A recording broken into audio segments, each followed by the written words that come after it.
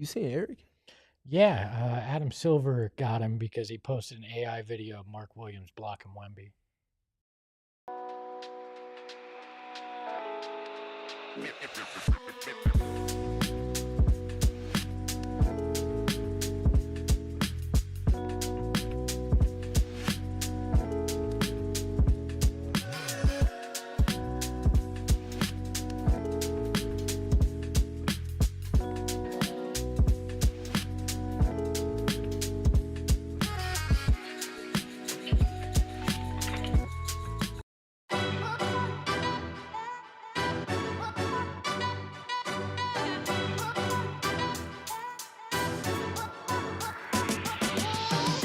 Psychos and sickos unite for a hashtag Adam Silver Can't Silence Me edition of PHNX Suns, presented by Bet365. Download the Bet365 app, use code PHNX365. Deposit 10, place a bet for 5, and get $200 in bonus bets. I'm Eric. We've got Steven, Espo, and the Freckled Mamba behind the Mac making all of the magic happen. Plus, we might just have a special guest join later in the show. But of course, the most important people, all of you here in chat, including our new members, Christian Candler and Classical Feng Shui Solutions. Thank you for becoming members today. If you are already a member, you get access to a brand new video that I recorded for all of you about Jalen Green and Dylan Brooks on our YouTube channel. So go become a member today. Hit the like button, the subscribe button, and let's settle in and talk a little Suns basketball. Yeah, not modern feng shui solutions. No. Classical, Steven, just the way you like them. It's true. And just the way Jalen Green likes them, too. No other way you would want your feng shui, I guess, huh? None of this modern stuff. The Valley jerseys are back. Woo! The team announced that the City Edition jerseys for this year will be the classic Valley jerseys, of course, last worn by a team where the vibes were real high. Espo, how do you feel about them reappearing in our lives? I'm glad to see the uniforms. I'm even more excited to see the court. The court was one of my favorites. It is making a comeback, so that'll be nice. And obviously the fans love it. So I believe it's 11 times at Mortgage Matchup Center that you'll see the court and the jerseys out there. So fans will get to enjoy that. And hopefully this team can live up to some of the vibes that the previous team had. I mean, navigating unknowns, you can always dip into nostalgia with that, and that'll get some buy-in from fans. And if the team is playing well, now it's just a multiplier to what's happening in the now, while giving some pieces of the past that made people some of the proudest they've been. So I think it's an A+ move all around. It's fun. I think it's something that kind of is akin to the vibe that the team is starting to establish, and that's without maybe their highest vibes guy and Jalen Green having not played a single minute yet for the team. Is it weird that they have a G League team called the Valley Suns, and now they're wearing uniforms that say the Valley? That's my only fear. Hey, I call that alignment. In case if it goes sideways at all this year, and you're wearing the Valley, inevitably it's the G League Valley Suns that are coming out to play will happen. Well, now we're just making problems that don't know what's going to happen yet. Now you just threw it off the backboard for anybody that wants to. They were thinking. I'm not that creative, Steven. I'm thinking, and I'm knowing. Now you're just lying. I'm thinking, and I'm knowing that the Suns have the best jersey lineup in the NBA, and I don't care. Orlando's got a good one, but the Suns, they're better. I mean, every single jersey the Suns have right now are absolute heat. Orlando's base uniforms, their statement and association are better than the Suns. Ooh, I don't know. They are. I appreciate what they tried to do with the burst, but Orlando knocked it out of the park with going modern retro or classical, if you will. Too much classical talk. I find it hard to go against the Orlando Magic jerseys. Well, I'll stand strong. It's tough. Well, I will say the Valley Court is the best in the league, though. I will definitely say that. I'll take the Valley Court over anybody's retro replication courts that they're trying to reimagine. That Valley Court is the best. Yeah. And the jerseys are maybe 1B to other teams 1As. Let us know down in the comments. You think the Suns have the best jersey lineup, and how you feel about these City Edition uniforms coming back? Did you see Devin Booker's shoes? Yes, and the Book shoes are very nice as well. I did confirm, though, Just unfortunately, PEs? they are just PEs. I reached out because I would purchase those things in a damn heartbeat because they are beautiful. They're the Valley version of the book ones. Just PEs, not available to the public. So. Brutal news, Espo. Why'd you have to bring the vibe down? Hey, the people wanted to know. It's the most talked about thing on Sun Social right now. So I had to bring the people what they want, even if it's disappointment. And as Suns fans, we're more than used to that. So what we're going to do today is dive into some things, if they are real or fake. We're going to play a little game of fill in the blank. We'll revisit our blue collar boy. Get your minds out of the gutter, all right? We'll revisit our blue collar boy, Spectrum, as well. And then maybe we'll talk to a little special guest if chat is well behaved enough.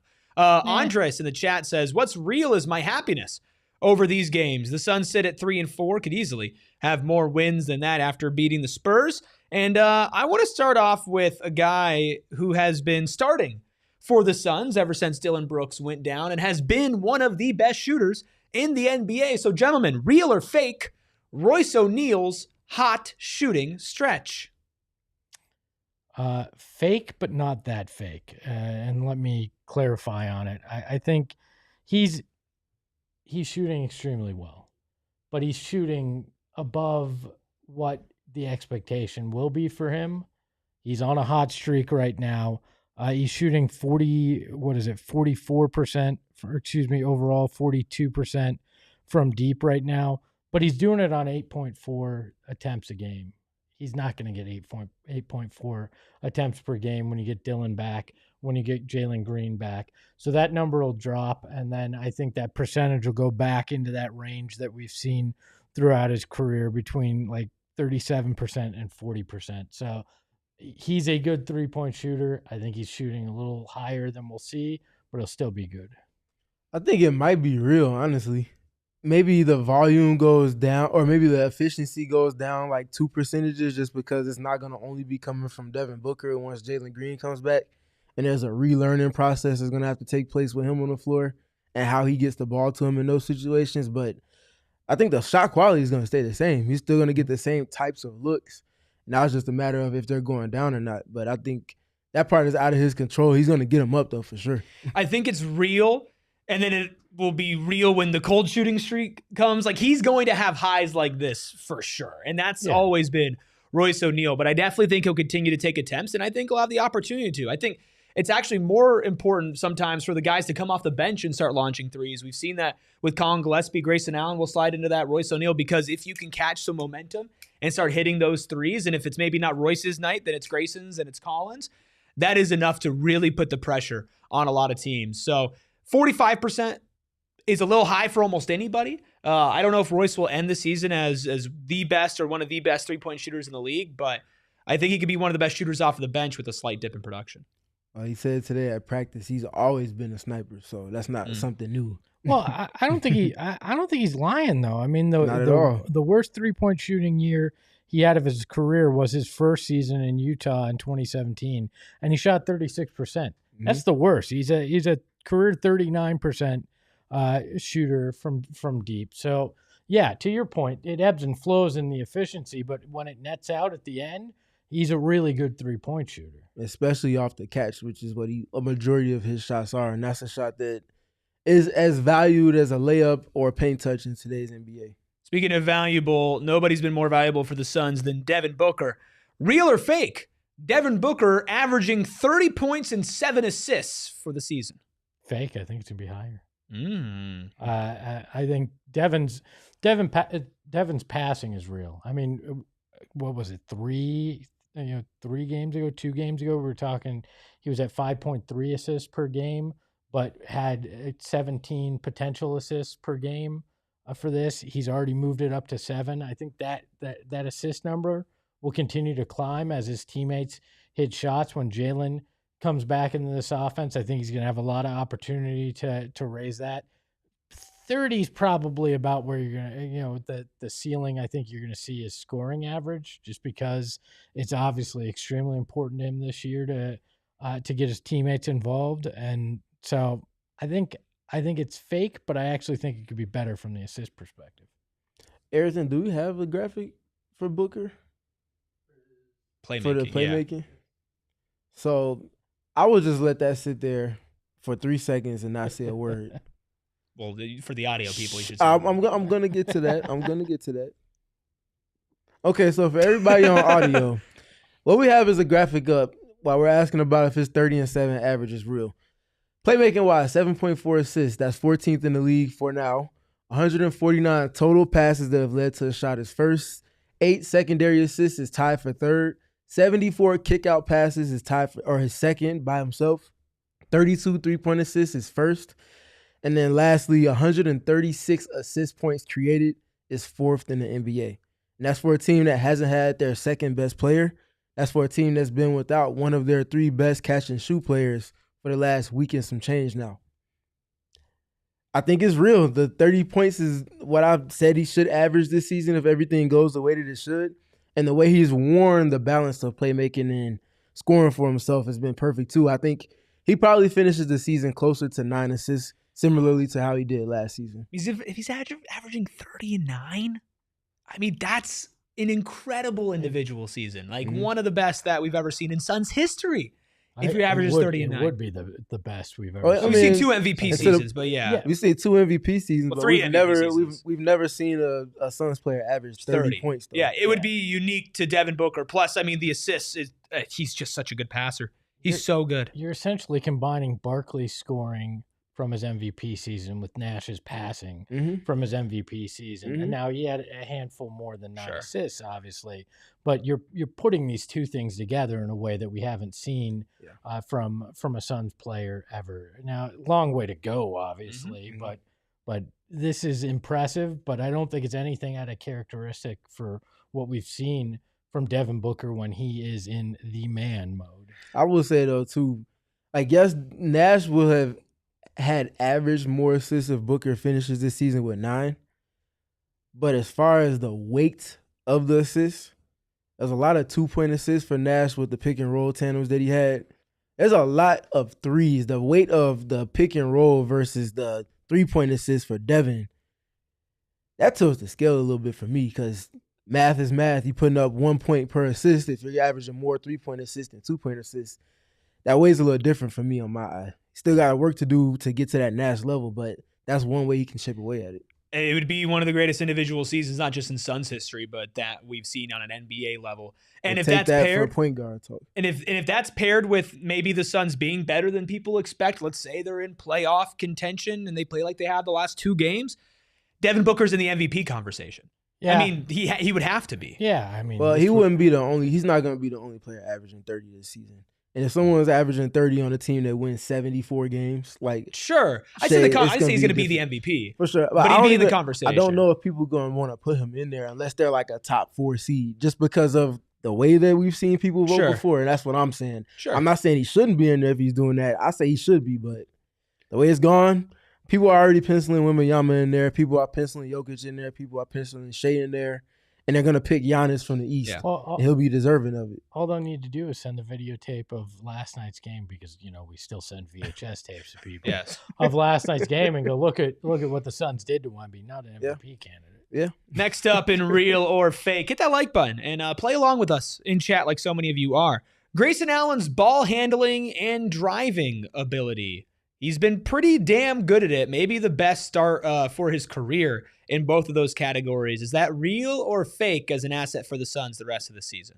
Well, first off, I just looked at the graphic for the first time, and it looks like we're saying that Steven's real and I'm fake, which I find entertaining. I like that. Is all hell right now.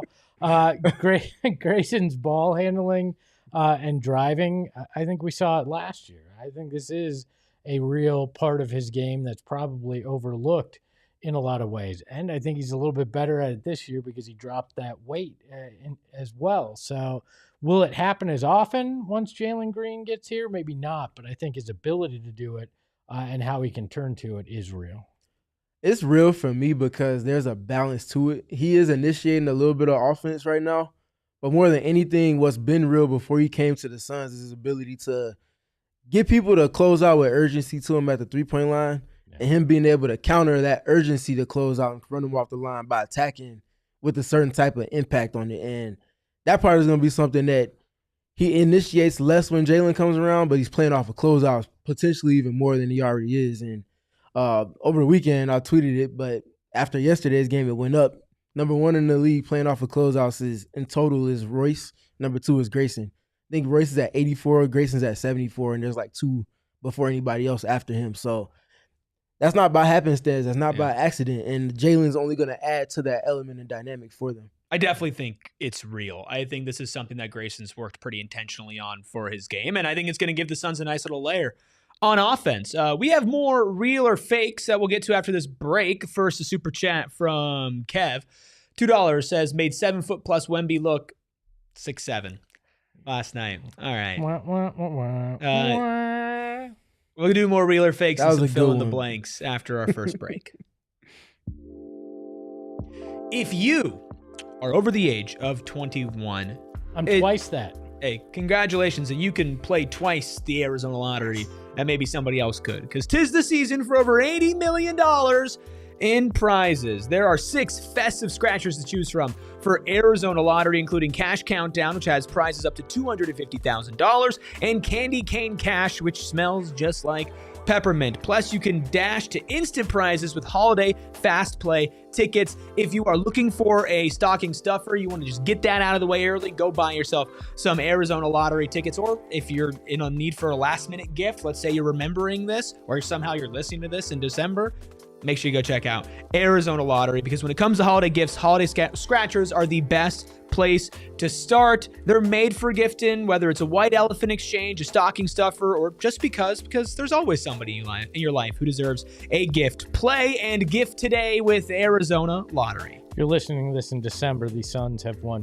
15 straight games. So wow. There you go. Rally House is your go-to shop for all your favorite local Arizona gear. They got you taken care of when it comes to Rally House, and they are throughout the valley. Tempe, Mesa, Glendale, no matter where you call home, they're around, and their hometown teams are all there. I love everything about it. They got sections for Suns, Cardinals, Diamondbacks, ASU, U of A. They even had some Coyote stuff. Yes, sir. At the Tempe Marketplace location while we were out there. So you got to go and check it out. Whether you're looking for jerseys, hats, drinkware, signage, coolers, socks, sunscreen, whatever it is that you need to feed your sports addiction, they've got you covered. So go on out there. Every time you visit a Rally House, you're guaranteed to find something new, unique, and that matches your game day vibe.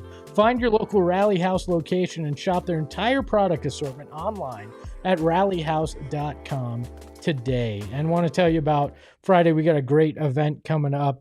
ASU Hockey Takeover at Mullet. Yeah, hockey's still in the Valley, and you got one of the best teams in the country, and they're taking on Colorado College. Screw Colorado, as we all believe around here. And you can go out there. It is Friday, November 7th. They're going to be a pregame meetup at University Sports Bar on Mill with food and drinks included, and I heard it's going to be a heck of a deal in terms of what you're getting included in my events meeting earlier today. And you're going to get game tickets in Section 107. Can't beat Section 107. So come out for the immaculate vibes and hang out with myself, Leah. I heard Petey might even be out there too. Come on out to the ASU Hockey Takeover. Shout out to everybody taking over our chat, including Sean, who says 6'7" doesn't actually mean anything, right? That's where you're wrong, Sean. It means everything. Okay. Hit that like button. Hit that subscribe button. Make sure you become a member today. Had a What's it mean to you, video. Steven? Absolutely nothing. It means everything. I had a nice conversation with my everything. nieces about that too when I was back home. Hashtag And so did my brother. the unction. I mean, I'll be that. I'll gladly wear the unction. The proudest unk ever. I might Steven. be. Outside of the Clippers, I might be. Real or fake? Your unk status. Who's the first athlete? There's going to be an athlete that wears 67. Like, just It better not ever be a basketball player. Oh, it's going to be a basketball It better not player. ever What was be a that dude basketball who player like out played there on with like an offensive the line summer number, league for the man. Magic? Get out of here. I'm telling you, it's going to some better not basketball be. player will do it. Can you imagine fans walking around with a big Taj Gibson? 67 jersey? It's going to Taj Gibson wore 67. Yeah, I mean before it was a thing. I'm telling you, somebody's going to do it because of this. It's coming. All I'm saying, Mo Becker from Detroit. This man. You know, as they say, Mo Becker, more problems. So I don't even know if that's right. Hey. I'm just clicking on this. Anyway. real or fake, Mo Becker? Real or Steven, fake? weigh in. That is a creative play. Okay. Real or fake? Colin Gillespie's 6th Man of the Year candidacy. Real. So real, I can taste it. So real, I can feel it. Bring the trophy home, my friend. He would join a long list of Suns players who have won 6th Man of the Year, and the impact that he's been able to have off the bench, not just with his ability to create for others, but with that three-point shot. This guy is the real deal. And we've heard people suggest since the offseason that this was going to be a coming out party for Colin Gillespie. And I imagine it'll even look better once the full battalion of guys is back, because he's going to have more offensive power to kick it to with that second unit. I'm really excited for Colin Gillespie. Not only is he Villain Jr., he's 6th Man of the Year in my books. Like Kara said in the chat, it's real AF, because dude is just stone cold. He's Villain Jr. for multiple reasons, and he's wearing all of those qualities now too. Early on, I didn't know if he was wearing them to the extent that the team needed him to. After that, maybe first or second game, he started to show the chip on his shoulder, and it's been there to stay, and it's only grown. And I think you're seeing it become contagious for the players out on the court with him. I don't know if he can get 6th Man of the Year. That's the thing. And that's my only issue, because keep it honest, one thing people do is look at names and name recognition. He doesn't have that for the people that vote for those awards, and that's the unfortunate part of it. Now, if he just hauls off and Jalen comes back and he ends up averaging like 17 or 18 a game, then it's going to be unignorably his. But if he's not doing it to that extent, I just don't know how many of the national media members are going to give him the attention that his game deserves. That's fair. I think his candidacy is real. Oh, yeah, for Will sure. he Yeah, win it? Got you. Probably not. His points per game would have to go up pretty significantly. And I think he might be more effective with Jalen Green, but realistically, that's going to take some shots away from everybody, because they're going to go to the second best player on the team. So I find it interesting to see how will his stats continue to even out throughout the season. I think impact-wise, he will have an argument as one of the best players off the bench in the NBA this season. But 6th Man of the Year, the awards, you're going to probably need to average high teens, right? And that's going to be a lot of points if the Suns already have Devin Booker, who's going to be high 20s or 30s. You know, Jalen Green's going to be mid-20s. Dylan Brooks is going to take 15 to 20 shots. It gets to a point where how many shots is he taking? Do you know how many shots? Do you know how many shots Dylan Brooks is taking per game this year? Too many. 19.7. Yeah, that better drop when Jalen's back. Like, that better not. I hope that was out of necessity in those first handful of games, because nobody else was shooting, including Book had kind of pulled back to the other guys going. If he's shooting 15 to 20 when everybody's back, there's a problem. Well, I think just a lot of the contested twos that he was taking are going to convert to catch and shoot threes because Jalen is around. But yeah. And I think the same goes for Colin. Maybe less of him at the rim and more pulling up, more catch and shoot threes, that kind of trade-off. Real or fake? Suns center depth. Fake. Whoa. Fake, because you've got an injury-prone guy that's your starter. You've got Nick Richards, who we saw go from really good in the first half to melting down in his minutes in the second. Do we have faith in Oso to be able to hold down that position for any large amount of time? And Kamad Malawach right now is a giant question mark in terms of what he'll be able to do in his rookie year. I think it's fake right now. Not that it can't eventually prove out to be a little bit more consistent, but I do not trust in it yet because it's precarious right now. I think it's real. I don't think it's real as in it's going to be the best rotation in the league, but I think the depth is real. I think you have options, right? You've got a bunch of different guys who could do a bunch of different things.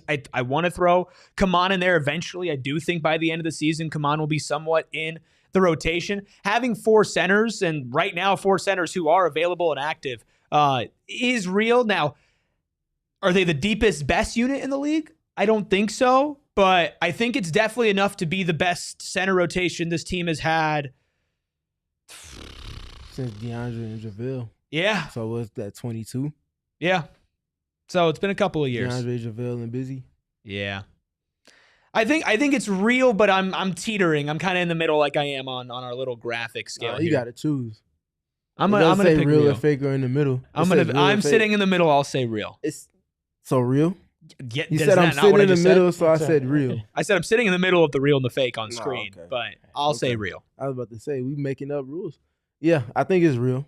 And I say that because the plan. We keep hearing it with Mark. The plan. I think it's something that's real because it's not a situation that he's had tended to with the care that they're operating with. We're seeing the benefits of it. He's been active for sustained stretches of minutes that we haven't really seen from him. Usually will be a first half session, he's good. Second half, it's a little uneven. He's been a little more even keeled with the Suns so far, and I like that part for them.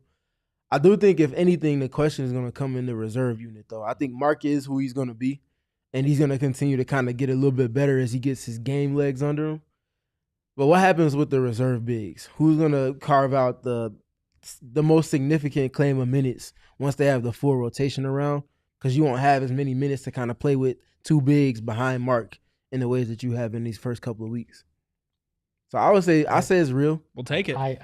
I'll stay fake, but I understand the point. I'm just with that rotation. I need to see it for a little longer before I'm willing to buy all in. Plus, I've experienced the Sun Center roller coaster for the better part of 30 coaster. Years, and it's going to take a little longer to convince me. You heard it here first. Espo stays fake. I'm switching to fake.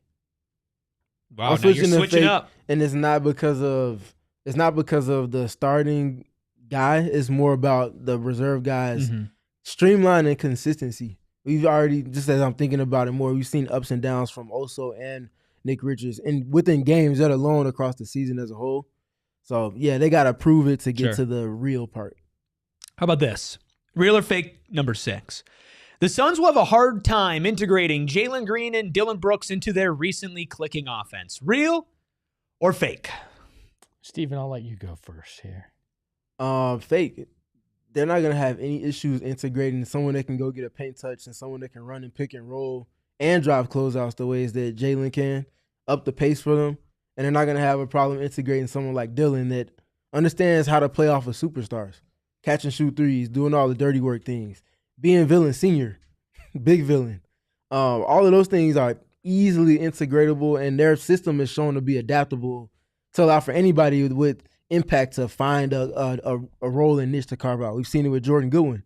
We've seen it with a couple other players. So I think it's fake. They're not going to have any issues with bringing those two back into the mix. Yeah, it's pure cubic zirconium. There's nothing real when it comes to this. Maybe you have a first quarter or two where you're adjusting a little bit, and that's natural when, especially Jalen will be playing with these guys for the first time. But overall, I don't think so. This was an offense built for the idea of Jalen Green being out there and Dillon Brooks being out there and tailored to their strengths. I think the Suns have made the best of that offensive system in a situation that wasn't ideal. Now you're going to get to see them actually take it up to that next level. I've got a lot to say on this topic, but I've already said it. And if you're a member, you can find it on our YouTube channel. You can become a member right now. Hit that join button. Be like Deborah and like Jeff in the chat. Get access to exclusive emojis and also exclusive content. I dove into if the Suns were better off on offense without Dillon Brooks and Jalen Green and gave my full thoughts. So I let you know if it's real or fake there. It was bold when you said that they should trade both of them right now. For Kevin Durant. For just second-round picks. Just second-round picks. I said cut them. Bring in more dead money. That's the type of analysis that our members are getting. Dead money at the morgue. It fits, right? All right. 2 more real or fakes before a break. Phoenix Suns 116.1 defensive rating, good for 21st in the NBA. Real or fake? 100% real.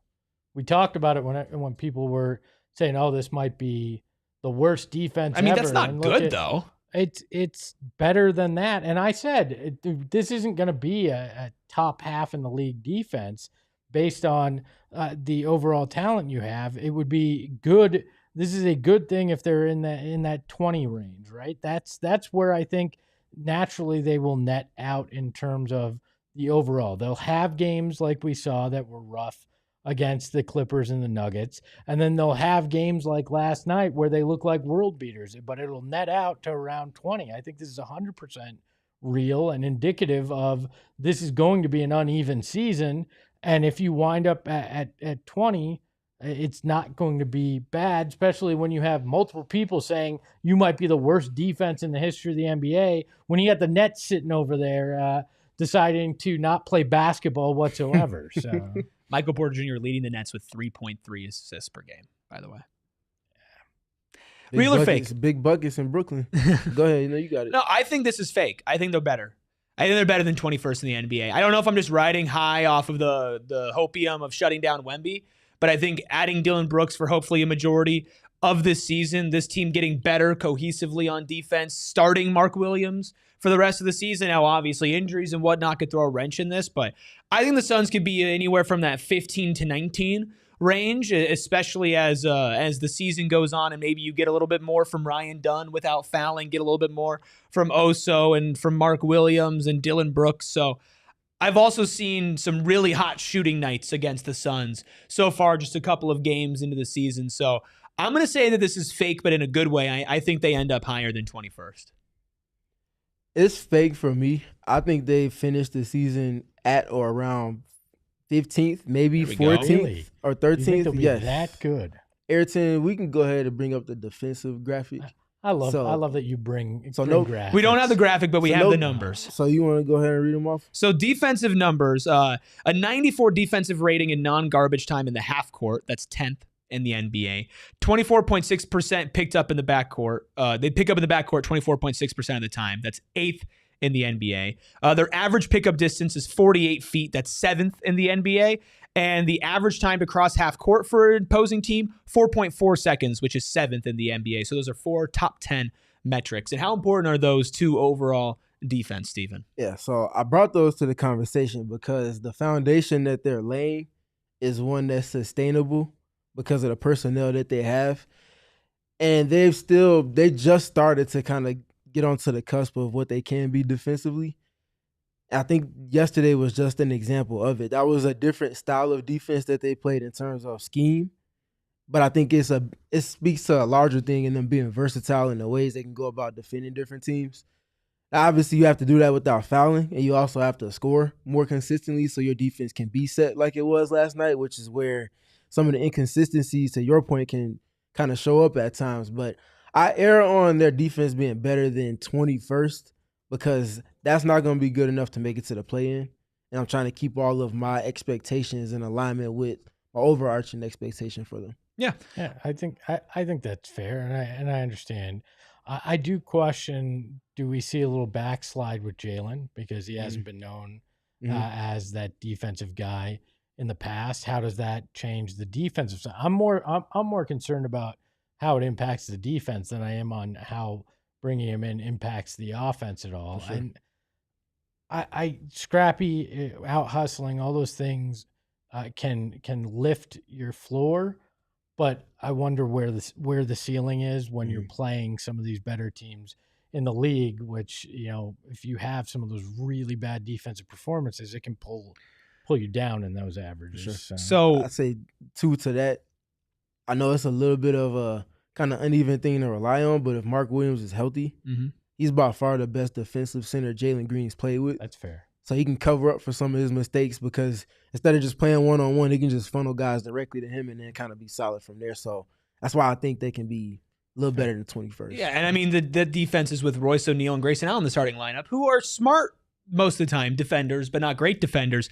Per clean the glass, which filters out garbage time and heaves and shots like that. The Suns are 15th in points per game at 115.5 allowed. So like literally dead smack dab in the middle. On effective field goal percentage, Phoenix is 10th in the league as far as what they allow is the 10th lowest. Turnover percentage, Phoenix is 6th in the league, forcing 16.3% on the turnover percentage. So, I mean, they have good advanced statistics, especially filtering out. I looked that up because Sean said I wondered what it's like taking away the garbage time of the Spurs games.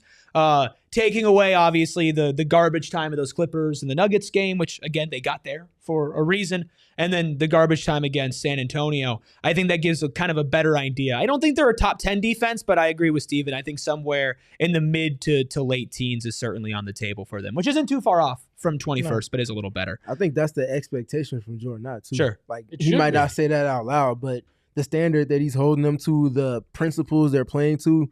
It's not that of a team that wants to be, like, honestly, even middle of the pack, which is where I think they end up being. I think they want to be in that top 12 to 11 range. But that's where it should be. Your standard should be set extremely high, and then you're working towards it, right? You may not clear that bar, but this is where we want to be, and every day you should be coming in working to get there. And I love that about Jordan Ott's approach is, yeah, you're playing well, but this is what we want, and you got to hold people to that.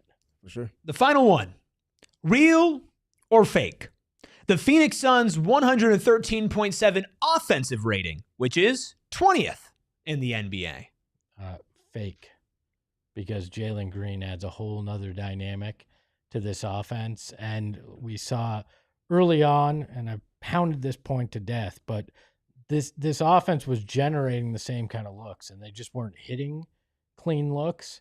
Now they're doing it, and they've performed extremely well in that. You add Jalen Green to this mix, I think offensively they're in that 10 to 15 range, depending on how effective some of the others continue to hit their threes. And your bench unit becomes much more potent when you move Grayson and Royce back to their natural slots. They're better than this. Mm-hmm. What do you think? What do you think? I think it's fake. I agree. I think the Suns will be better than in the 20s for both, which, again, I guess to me that means might be looking at a playoff team here, folks, if you're top 20 in offense and defense. But I do think that there's a lot of room to get better. Again, this offensive rating comes after a San Antonio game where they shot like crazy. But before that, I don't think the Suns have had really good three-point luck. But we've talked about how many open looks they are generating. I think adding Jalen Green is a good element of that. I think even Dylan Brooks, when he was playing and taking a lot of shots, he overall shot a better percentage last year than he had been so far through 3 games this year. Grayson Allen, Colin Gillespie, Royce O'Neal, all off of the bench. That's going to really, really up, I think, your offensive rating when those 2 or 3 of those guys are starting right now. So, yeah, I think this is better, which I guess is just my way of saying I think the Suns are a better team than what their offense and defensive rating have shown so far through 7 games. And that's encouraging because I still think that, I know 6 different points in this season, this team's 5-2 instead of 3-4. And I know we could play that game a bunch of different ways, but it is the truth. Last season, they were 114.7 on offense, which was 13th in the league. They probably tie that this season. And I think it's obviously not going to be the same way as heavy on shot making and tough shot making. Last season is going to be more so about them trusting the pass, but also coupling what I think their defense can be with them playing off of stops more, which in turn, playing more transition, playing more open court, if not an outright fast break. That's where their offense is going to be its absolute best. And that's where I think they can jump up a point to 114.7 and I think finish maybe around middle of the pack on offense and a little bit better than that on defense. And that's the route to success for them if they're going to be making a play and being viable within that for me.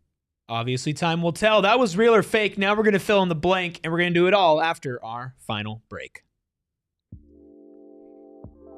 If you've been injured or in a serious accident or just want to have this on hand just in case, write down this number, 602-783-8841. That, of course, is the number to the Husband and Wife Law Team. You can also visit their website at husbandandwifelawteam.com. And, of course, nobody can guarantee the outcome of a legal case. However, there are promises that the Husband and Wife Law Team are proud to make you and all their clients when it comes to your relationship with them. You can cancel your fee agreement at any time for any reason. You'll receive at least as much in your pocket as they receive for their fee, even if they have to reduce their attorney's fee to do so.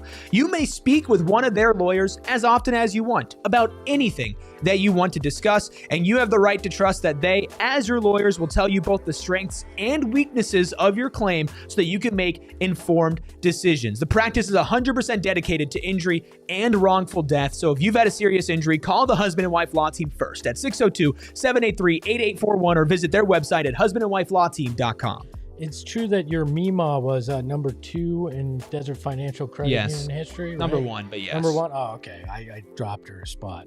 I figured whoever started Desert Financial Credit Union had the first spot. All right. So Eric Mima has been there for over 80, I think we're at like 87 years now. But if you're an Arizona sports fan, you can be a member of Desert Financial Credit Union because it's no better place to bank than with them as an Arizona sports fan, because they've got the Cardinals debit card, they've got the ASU debit card, and they've got the NAU debit card in case you're a teacher and you went up north. So Desert Financial has the Arizona's largest and most trusted credit union, dedicated to creating exceptional experiences by giving back to the community and providing financial solutions that make not only your life but lives around the valley better. Join a credit union that's committed to giving back and sharing the success with you, their members. When you open a free checking account online, get 200 in bonuses. That's 200 in bonuses, Steven. Get started today by visiting desertfinancial.com/200. Shout out Brian, Freckled Mambo, Juan, who says, y'all coached because y'all traded KD, the greatest player to play the game. Todd, Aaliyah, it's so nice Elko. to have KD in the chat. Kev, Jeff. Thank you all so much for being here today. Hit that like button. Hit that subscribe button. This is just a really random stat that our friends over at the All NBA podcast, which is All City's national podcast with Adam Mares and Tim Legler, Devin Booker has been blitzed the highest percentage of time from any ball handler who's received at least 100 on-ball picks this season. Out of his 222 total picks that he's received, he's been blitzed 14.9% of the time. That is more than Luka, more than Cade Cunningham, more than Steph Curry, more than Shea, more than James Harden, more than Jalen Brunson, Tyrese Maxey, Jordan Poole, and Trae Young. He needs a better offensive line. I don't need another. Shout out to B Entertainment. Sorry, my bad. Shout out B Entertainment. Super forgot to shout out B Entertainment. All right. I had fun with fill in the blank. I got Steven to crack a smile about the offensive line. Yeah. He knows all about that as a Ravens fan. So. Yeah, imagine having a running quarterback and making him run all the time. Who would have thought? All right. Let's do a little fill in the blank. We just did real or fake. Fill in the blank here. Mark Williams is currently a top blank center in the NBA, and his ceiling is a top blank center in the NBA. He is a top 12 center in the NBA right now, and his ceiling's a top 7 center in the NBA this year. You look at the top 10 list, you've got the Embiids and the Jokic's of the world at the top, but then there's like guys like Sabonis. You get into this next level that I think Mark Williams can be right there. And I think if he had started from word 1, he probably would be in that 6-7 range already. Steven, Mark Williams is currently a top blank center in the NBA, and his ceiling is a top blank center in the NBA. He's currently top 18. His ceiling, he can get to like top 12 or 11 for me. Okay. Top 8. Because if you're talking about top 10, you're talking about guys that can also be like focal points of their offense in some capacity. Well, when you get into the lower half of the top 10, you're looking at guys like Zubac, better than Green, Mark. Rudy Gobert, Jared Allen. All right, to that point, but then you're talking 18. Looking at lists, we're talking the DeAndre Ayton, Nikola Vucevic range. When you get into that like 18th, that's Vucevic has been really good this season on offense. He spaces the floor, shoots threes. He's been good on defense too. Fair. Is his impact more than Mark's? Is my thing right now. So I think you two are battling head to head. And I'm saying he's 18 and he's barely scratching the surface of his true potential. I mean, top 11 is what you said his ceiling is. But I think, look, as much as I can be the reasonable one here between the two of you, I think it's time that we bring in a friend to maybe settle the score. Joining PHNX Suns right now, it's Flex from Jersey. Flex, what's up, dude? He's calling in from What's up, my guy? Sorry, let me fix this camera, man. It's all crazy. You're good. You're calling from heaven, brother. He's calling from the same void that Steven was in at the arena last night. Flex. What up, fellas? Settle the score.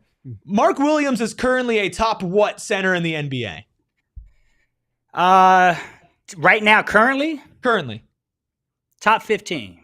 Okay. What's his ceiling? Top 10. Okay. Lower end of the top 10. Okay. What have you seen from him that you've liked?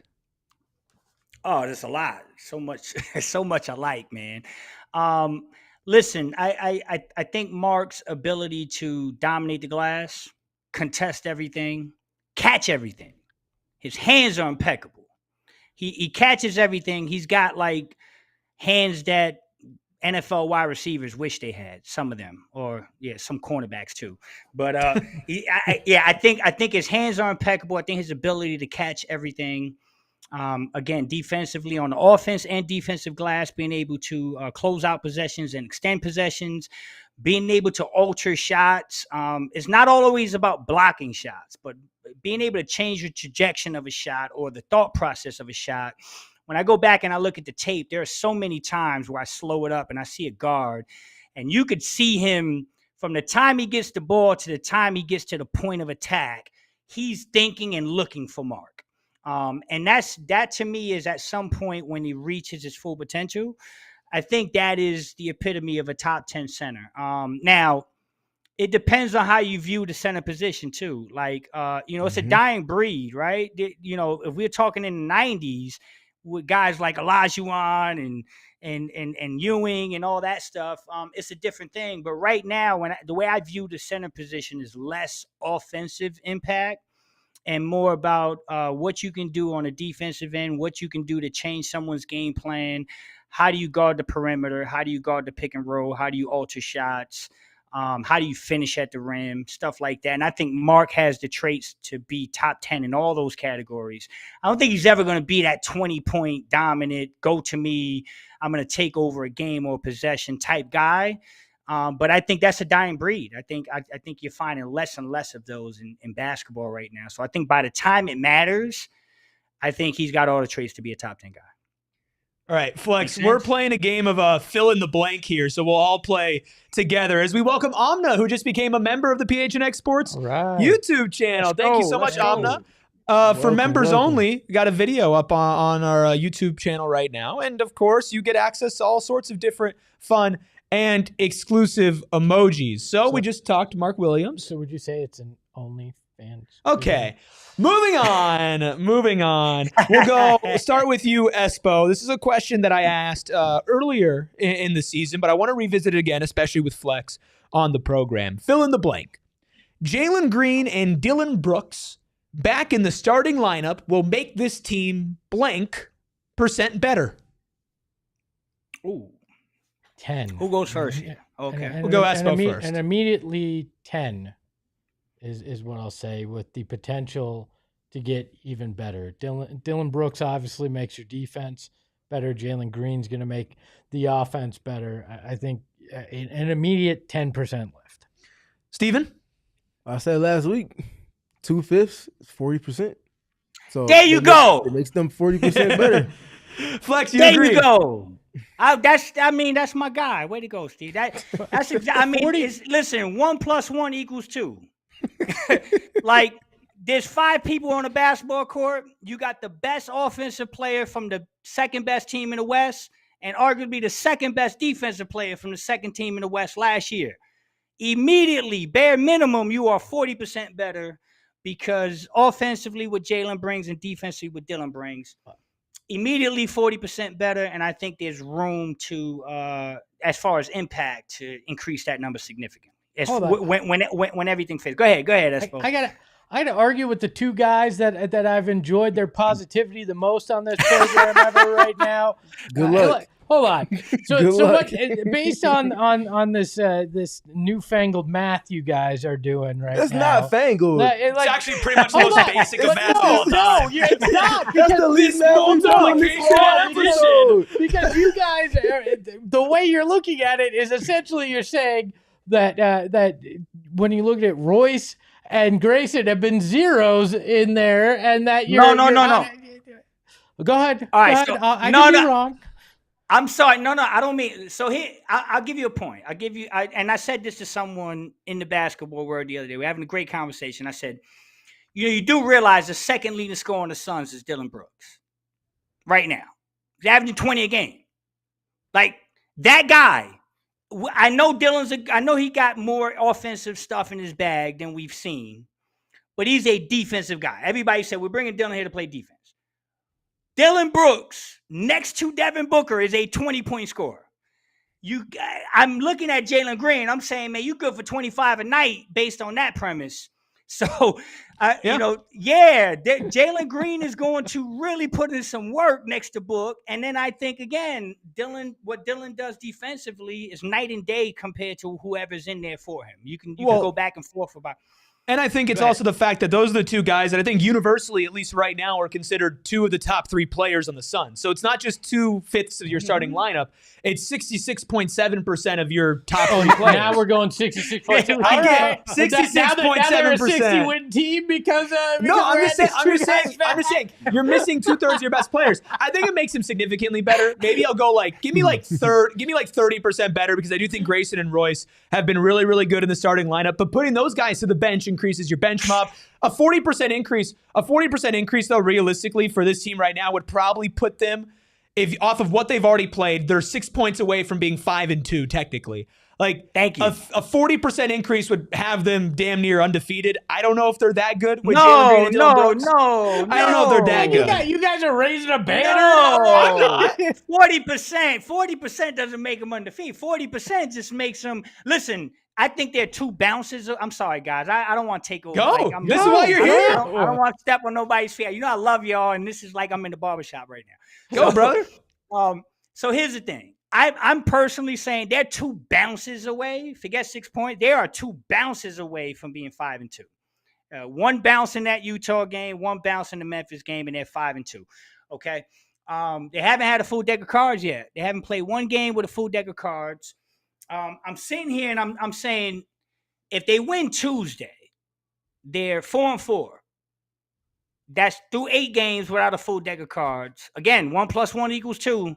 They're 500 through 8 games, and they haven't played a full deck of cards yet.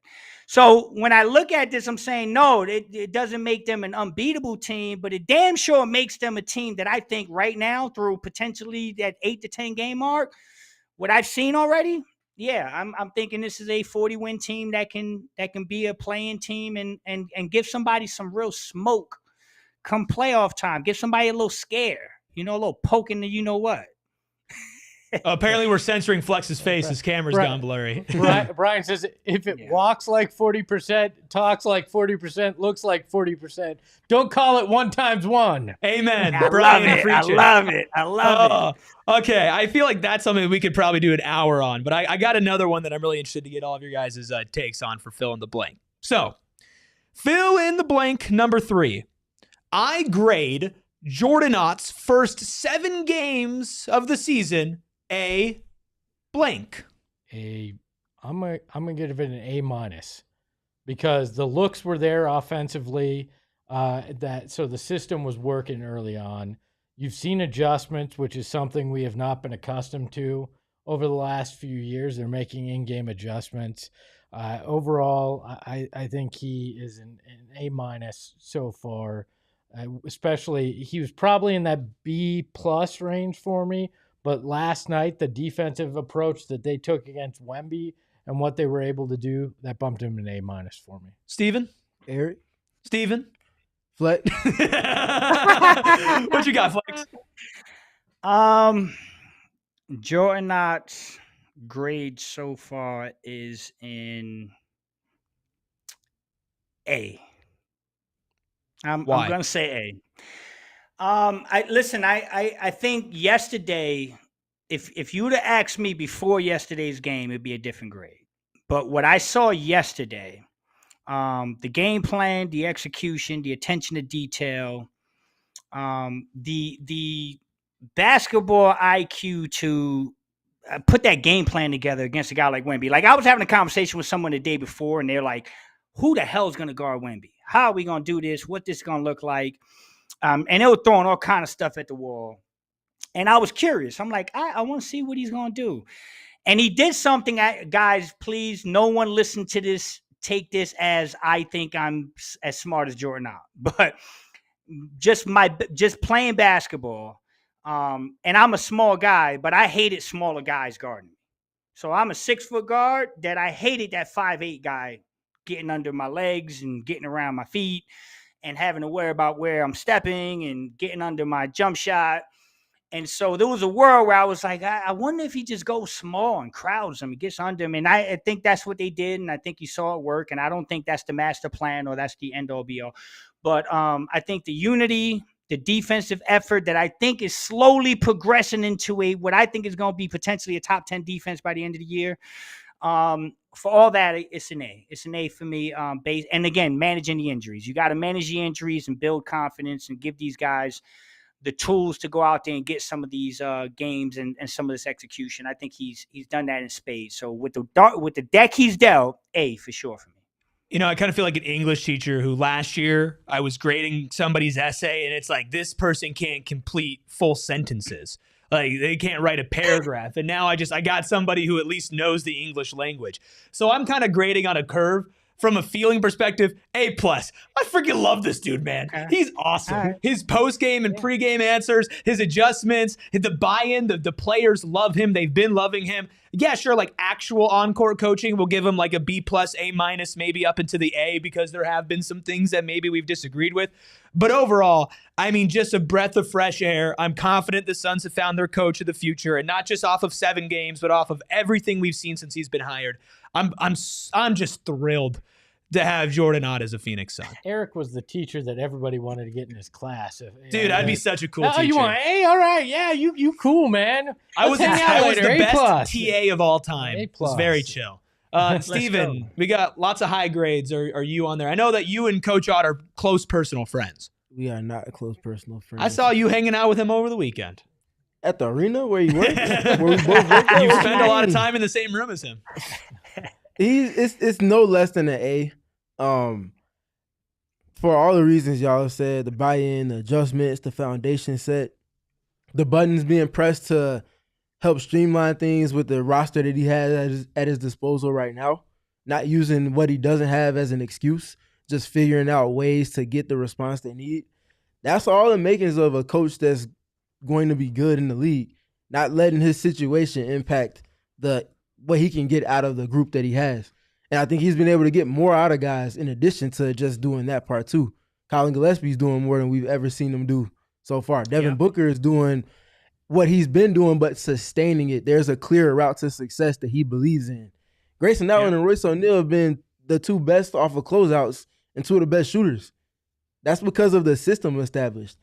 And then the defensive side, where it feels like the entire world has had questions, they've shown to have answers. Pressing, the tagging up process on defensive rebounding to help their transition, the switching, the adjustments in real time, what he did yesterday with Wemby. That's all the makings of a coach that has a clear attention to detail and a coaching staff that's prepared. And I think that proof of concept, like I spoke to on postgame yesterday, you don't get that without having a coach that's prepared and a coaching staff that's the same. How do I give an A- and still somehow look like the Grinch in the whole damn thing? Kobe Bryant is an aspect. Holy crap. Look, I think there's a good point in the chat saying the Spurs game is a hell of a coaching job and props to the players for implementing. There's coaches that are really good at X's and O's, and then there are coaches that are really good at relating to players. And if you can find a balance of both and get them to buy in on the X's and O's, it's like Eric Spoelstra is that guy, Steve Kerr is that guy, Greg Popovich is that guy. And obviously that's a really high bar for Jordan Ott to reach, but those are guys who balance the personal and the X's and O's part of it. But you bring up Spoelstra. Where'd Spoelstra start? Mm-hmm. Film room. That's where Ott started. And I think that helps a guy marry the two. I think he can relate to guys, but can also show them, not just tell them, show them. And I think that's extremely important too. Well, I've got 2 more fill in the blanks to show everybody, including our special guest, Flex from Jersey. But if you're watching on TV, I want to remind you the party always continues over at gophnx.com, which means it's time for overtime here on a special PHNX Suns. It's the crew, plus, of course, Flex from Jersey playing fill in the blank. So we've talked about Ott, we've talked about Green and Brooks, and we've talked about Mark Williams.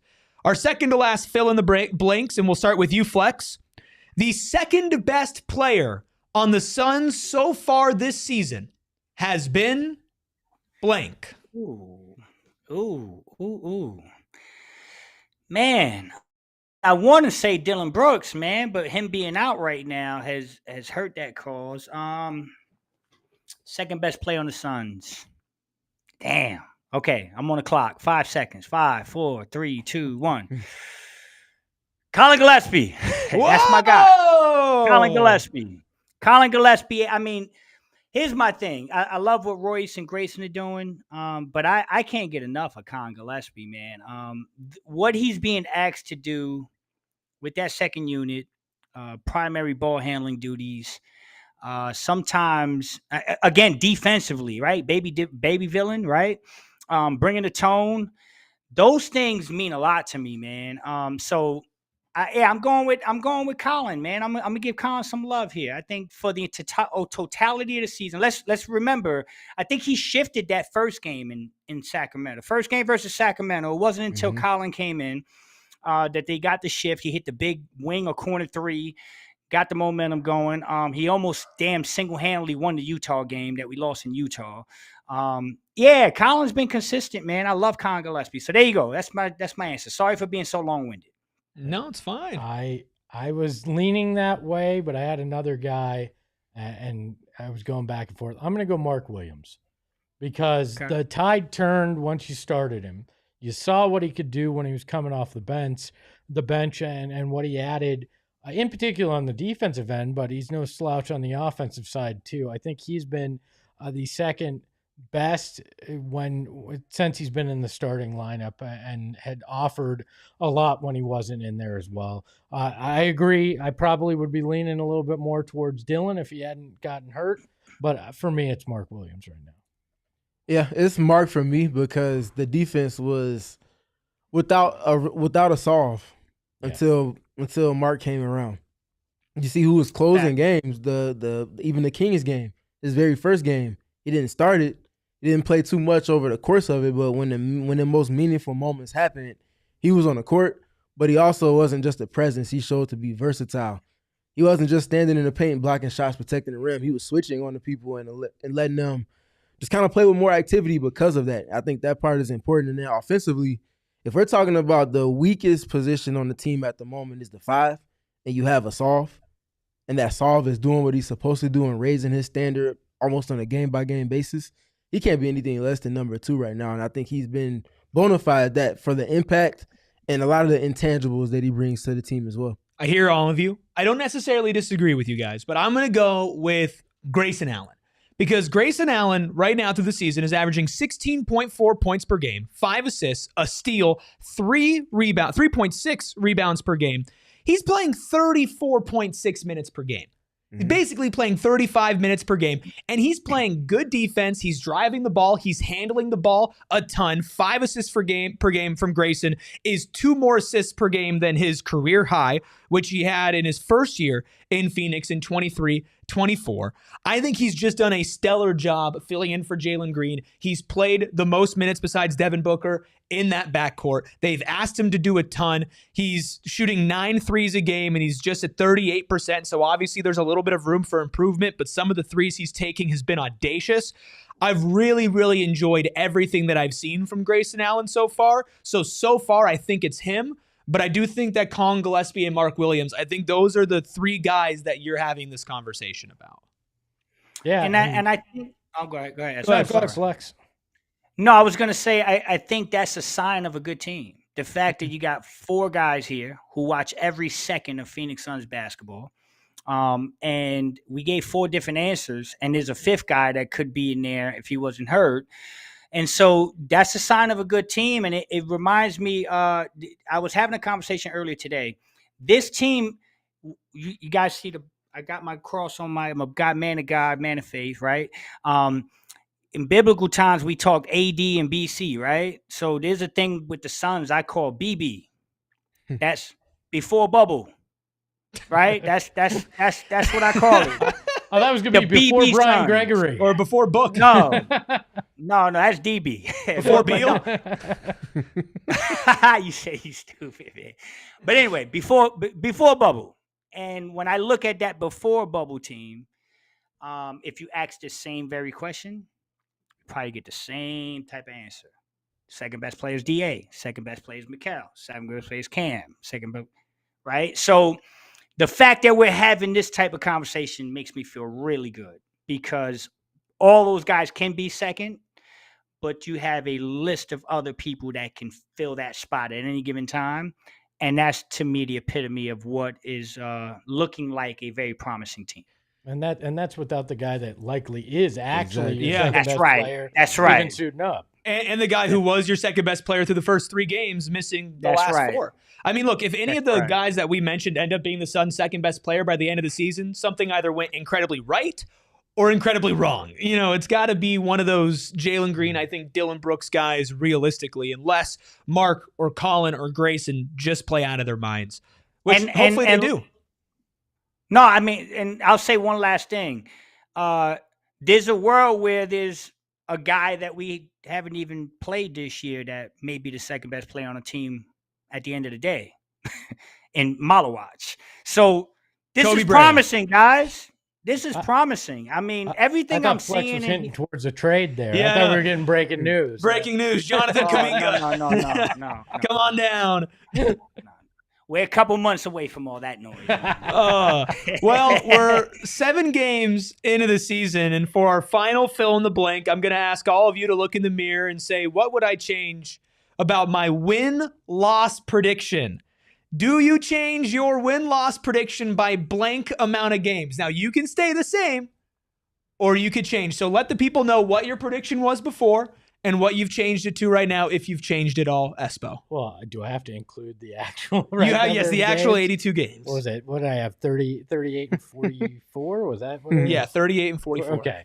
I had it 38 and 43, but, you know, it's, I think I'm going to stay. I think that puts you right in the play-in discussion. I think that's where they're going to be, and it pads it in case there's some injuries and whatnot that come up throughout the season. Do I think that they, like I said originally, do I think they could get to 42? Yeah, if things fall in line, sure. I'm gonna say 38. I feel like that's a safe place to be, but they will be very much in the play-in conversation. Steven?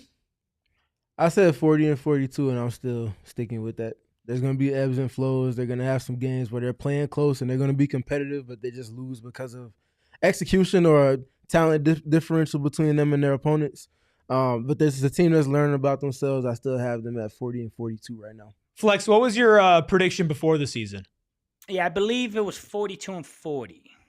Okay. So I had them I had them slightly above 500, and I think I'm sticking with it. I think again, if they win tomorrow, they're a 500 basketball team through 8 games. We haven't seen them with a full deck of cards yet, and I think those people that we haven't seen them with make them significantly better. So I'm hanging in there, man. This is a 500 basketball team to me. So that's 41 and 41. I'll take the 42. I had 43 and 39. I was high off the hopium in preseason, and I ain't changing a damn thing. Good. Not a damn thing. I'm standing on business. I like this team. I like this team a lot. See, I'm the one that obviously has stuff to work through still with my therapist because I've been hurt in the past, and I'm like, I'm gonna hedge my bet. I'm still 7 games higher than the over/under, but I'm gonna hedge my bet and stick at 38 just because I want to protect my heart a little bit. All right. Yeah, look, Right. I get it. I think this team's going to be good. This has also been a great conversation. We have a super chat. Flex super chat from HM says Flex with 3 fire emojis. Just tuning in. My bad. It's okay, HM. But no, it is your bad. You should always be locked in because you never know when people are going to show up. So you got to be here. That's right. Flex, floor is yours. Final thoughts on what's now been a very up and down 7 games for the Suns before they take on the Warriors tomorrow night. My final thought, I mean, we touched on them, a lot of them, but I guess, again, back to my bubble conversation. If I had to get something off my chest, it would be, I think there's some people in this fan base that I think really need to chill out with the Devin Booker stuff. I just think, we've seen this book, we've read this book before, and this pun intended there. That team before, like, there was a time where Mikal had to get better. There was a time where Cam wasn't a knockdown shooter. There was a time that DA was trying to do more than what was needed. And when you go back and look at that time, it looks very similar to some of the inconsistencies we're seeing now. But what is consistent is that at that time, a younger Devin Booker already saw the game plan and the blueprint and said, this can be a special team if I believe in them, if I water the seed, if I keep going to them, if I give them confidence, if I let them fail, and if I do some of the things that leaders do. And I think Book is doing that in spades right now. I think Book can go out and score 40 a game if he wants to on any given night, and I don't think anybody on this panel is going to argue that. But I don't think that's what motivates a guy like Devin Booker. And so I think he's working on making Oso better, making Dunn better, making Gillespie better, making Mark Williams better, giving Royce and Grayson the confidence they're going to need early, knowing that there's reinforcements coming. But if I can get their game going early, them coming off the bench could be a blessing in disguise. There's so many of these little intricacies that people are overlooking and overthinking a little bit.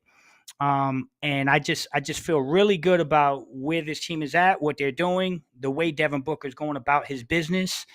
And I think if we continue to be patient, this team could be very, very, very good, very surprising, and a team that this city could rally around. Great stuff from Flex, as always. You can follow him at Flex from Jersey. Anything you want to share with everybody else about what you got going on or what you're looking at for this season? I know people are always looking forward to hearing from you. Yeah, I mean, we're working on some things. Flex from Jersey podcast, Flex Entertainment. Still crossing some T's and dotting some I's, having a lot of conversation. But the main thing is just to put a good product out there, to give the fans another avenue, another lane to interact, talk about Suns basketball in a positive atmosphere. You know, Optimist Flex, y'all patenting that one, or trademark it, whatever, right? Y'all got the ultimate rights to that always. So, just Optimist Flex, man. We're gonna have a good time, talk basketball, enjoy the season. So we got some things coming. Still crossing some T's and dotting some I's, but hopefully within the next week or so, we should have something out there for you guys to know what's up. We're happy to rent you back the Optimus Flex thing. It's fine. We can. As the one who made that graphic, I might have to put a patent on it. Let me tell you. I'm gonna call a lawyer. Let me tell you though, if you ever want to feel better about being a Phoenix Suns fan or a human on this planet, talking with Flex and interacting with Flex is the way to do it. He is my brother. I am so excited for what he has coming up, and I hope that you all embrace him like you always have, because he's a real one. So appreciate that, brother. Yeah, yes, we appreciate you always looking out for us the way you have. It's the first time we talking over the mic, and it's role reversal. Now you're remote, now I'm here. So I've just been funny just thinking about that this whole time. But yeah, you already know what it is, Flex. We appreciate you. Already know. I love you guys. I respect you, Steven. Man, it's well overdue, man. I owe you. I owe you some time, brother. That's what I got to go see you. I got to go put my arms around you and chop it up, because it's been a minute, man. But I'm so proud of you guys, man. You guys are incredible. Y'all my brothers. Y'all my family. Always room for y'all. And we got to do more of this, man. You know, we definitely got to do more of this. Family got to stick together and do this more during the season. That's our guy, Flex. Flex from Jersey. Follow him as he continues his media journey at Flex from Jersey. We'll talk to you soon, my brother. Appreciate you there. What a fun time. Always great talking hoop with Flex. Never a dull moment. Never a negative moment. No, and you got to love that. Like, look, I know I can come off as negative sometimes, and I love the counterbalance of somebody like Flex. That's why he and I are good friends, because I love having that balance in my life with somebody like that. My wife does that in the personal side of it as well. Just Flex, that's it. Just Flex and I. And this is So I love the positivity. Right? There's something that this world needs more of that, and it's always nice to have him and be able to interact with him. So we were originally going to adjust our blue-collar boy rankings for the season today, but I say we put a pin in that and revisit it on Friday, if that's okay with all of you. I think we can do it in one foul swoop. They're all at the hard hat level after last night. Well, maybe there's some more niche thoughts than that. Tomorrow, pregame, postgame show getting started at 7:30. So a little bit of a later tip-off tomorrow, but we'll have you covered for pre and postgame. No watch-along, though, so make sure you are tuned in for pregame as you get our thoughts on the Warriors game. Espo, I know that you'll be off that show. Do you have any thoughts about the Warriors game or tomorrow night? I'm just glad Aiden's so in alignment right now. Oh, totally aligned. No, look, tomorrow's going to be a difficult game for this team. It's on the road, which has been a difficult place for them already this season. It's against a Warriors team, like we talked about last night, is experienced. This isn't like with the Spurs where you can take away one thing and you've got a bunch of guys that have not been the man. In Golden State, you got a lot of guys that can be that. So you're going to have to play another close to perfect game to walk out of there with a victory. But this team's shown that they have the propensity to pull that off. So I'm not going to write anybody off there. Steven and I will have you covered. Keys to the game, players to watch, pregame picks, everything like that tomorrow at 7:30. So make sure you're subscribed. Make sure you hit that like button. Make sure that you're a member today and get access to exclusive content like me breaking down Dillon Brooks and Jalen Green reintegrating into this Suns offense, all right here on PHNX Sports. Plus, of course, Steven's studies going on throughout the entire year. Southwest Bias with Espo live at 11 o'clock every single morning and so much more. All your Arizona sports needs, all on one channel. We appreciate you all tuning in. You can follow the show at PHNX_Suns for the latest updates on Jalen Green, Dillon Brooks, and all the fun stuff going on in Suns land. We appreciate the Freckled Mamba behind the Mac, making all of the magic happen. You can follow him at Freckled Mamba. You can follow Steven, who's out at every shoot-around, practice, and home game. You can follow him at Steven PG3. Yeah, I mean, if you want access to Jordan Ott, you get it through this guy right here at Steven PG3. You can follow Espo at Espo. You can follow me at ERIKRUBY. And Adam Silver, you can't get me. I'm ungettable. Come and try it. Not true. Oh, we all silly like the mayor.